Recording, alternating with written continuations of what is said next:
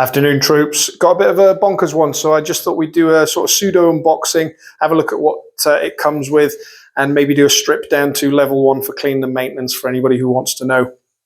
So this is the KelTec KSG shotgun. Most people are probably aware of it. It was pretty heavily featured in the media starting around about 10 years ago. Pretty sure it was heavily featured in the first John Wick film.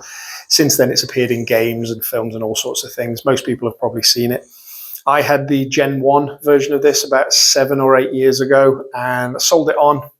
Really regretted it. So now I'm glad I've got an opportunity to get the upgraded version of it. It's a little bit more polished and it's made by EMG, as I said, and EMG doing some really, really nice licensed work. In the box, what you're getting is, aside from your user manual, comes with 3 shells, speed loader, which I haven't taken out. You've got a silica gel packet in case you want a snack, unjamming rod, and they also come, all EMGs come with one of these licensed product kind of certificate of authenticity cards. Again, just worth having if you like collecting all your bits and pieces like that. So let me get these things out of the way and we'll start on the actual riff itself. So if I go butt to tip on this one, you've got a rubberized butt pad on the back here. It's a little stiff, but once you've softened it up, it's actually not that difficult to get off. All got the markings on, the trademarks and the official names on. So your gas well is that cheeky little thing in the back there.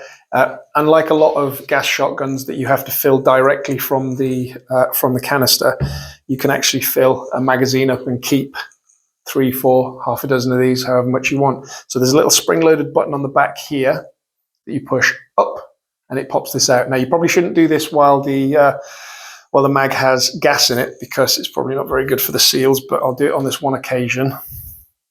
A bit of a noise there.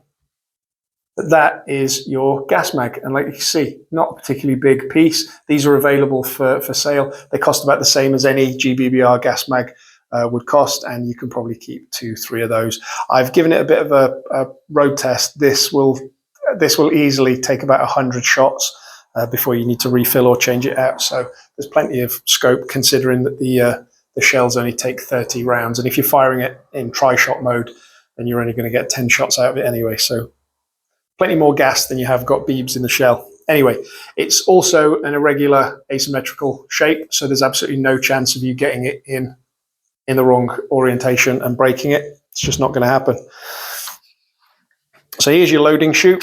You've got 2 tubes in the back of there. You've got an active tube on the right, and then you've got a storage tube on the left. It means that you can keep a spare mag in there. They don't have to be on your rig or rattling around in your pocket. I'll show you how they access and they're used in a second.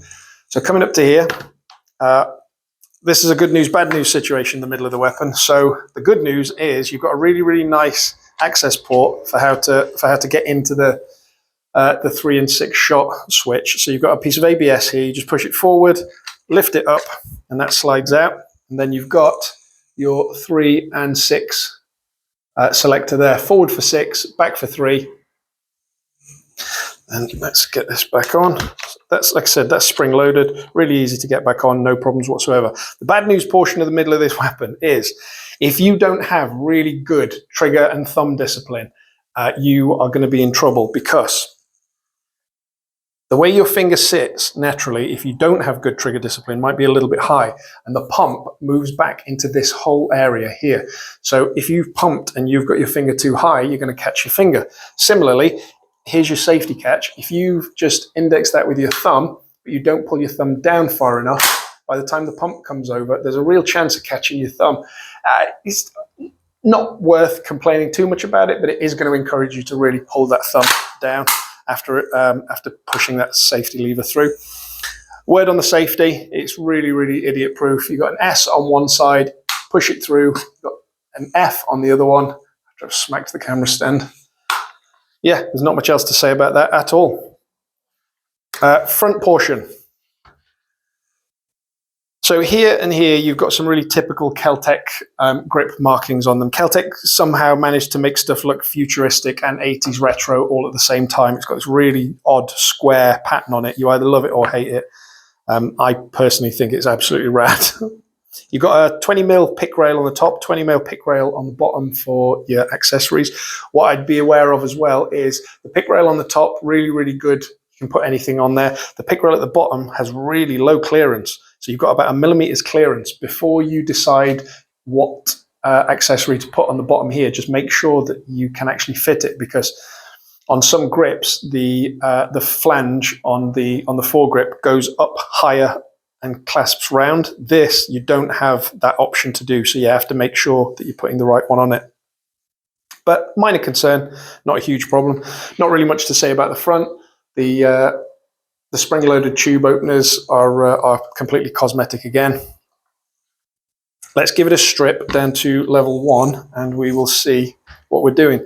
So you've got some really good HK style pins in this. What I mean by HK style is this is pretty much the kind that you get on all MP5 and bigger varieties. So it's a really nice retention pin, but then you've got the retention hook at the top. Once you've taken this pin out of here, however, you've got these two little holes over here for storage. So you're not going to lose your pins, which I think is just phenomenal. Once you've got these two pins out from the back here, just give this a bit of a tap and your whole trigger mech will come out. Then if you put a little bit of pressure on the stock, the whole stock unit will come out. It means you can have a nicer look at the feed tubes in here. So like I said, you've got two feed tubes. Your right hand feed tube is your active feed tube. So you'll take whichever one you want to shoot, pull that clip down, push it in.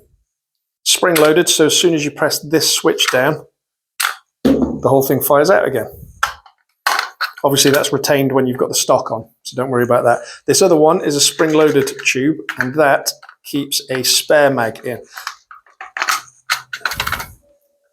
Bit fiddly, but when you get used to it, it's actually quite easy to use. So I'll show you the unload mechanism with those in a second, and there's a little trick you can even try. So to put it back together after cleaning, so this is your whole cleaning area. So you'll probably want to grease these up. You've got a spring and a buffer and a follower down here. I won't get into the gas portion because I just don't have time. So to put it back in, you've got a clip here that goes into there, and then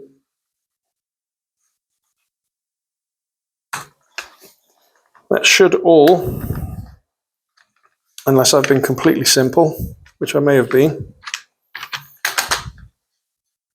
There you go. And that goes back in there.